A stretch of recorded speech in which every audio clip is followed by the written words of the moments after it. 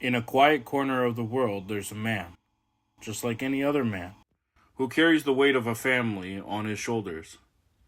His name isn't important because it could be any of us, your father, your husband, your son, but his struggle is universal.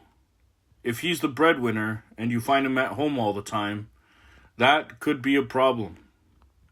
See, being a father, a husband, or a son is a complicated dance. It's about balance, and the scales are never quite right. If he's at home with you, then he's not out earning money. But if he's out earning money, making a living, then he can't be at home with you. The world demands more from him than he has to give, and he knows he can't be in two places at once. So there he is, racing against time, because in your early years, they're your earning years, and the clock doesn't stop ticking. The difficult thing about being a husband and a son, where both parties depend on you, is that everybody wants it now. The kids want him now, the wife needs his support now, the job wants it now, his parents need help now, the opportunities are now. The problem is that his health and his strength won't last forever. Eventually, his body will start to betray him. So he's in a race against time trying to get it all done while he still has the energy before the sands of time run out. And here's the thing. The ordinary things, the things that seem normal to you, are his miracles. The house that stays warm in the winter, the car that runs smoothly, the kids that have new toys. Every time you get your feet done, your nails done, your hair done. Every month the checks keep coming in. You might not see it that way, but he does.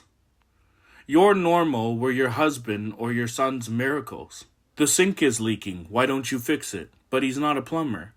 The breaker keeps tripping, just replace it, but he's not an electrician. And then you say, you never have time for me.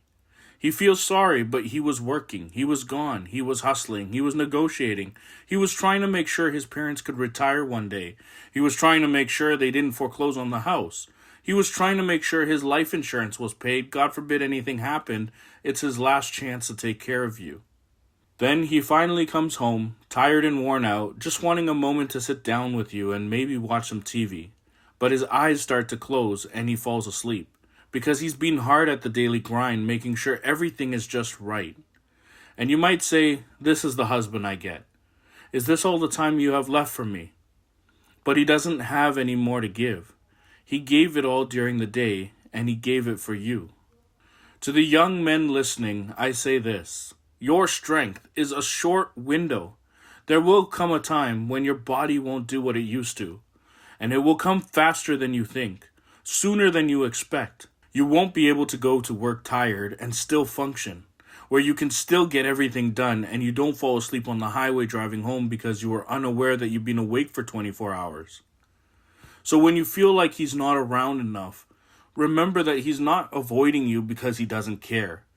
He's not distant because he doesn't love you. He's just out there working hard because he wants to give you a better life. And maybe sometimes it doesn't feel like enough, but it's the best he can do with the hand that he's been dealt.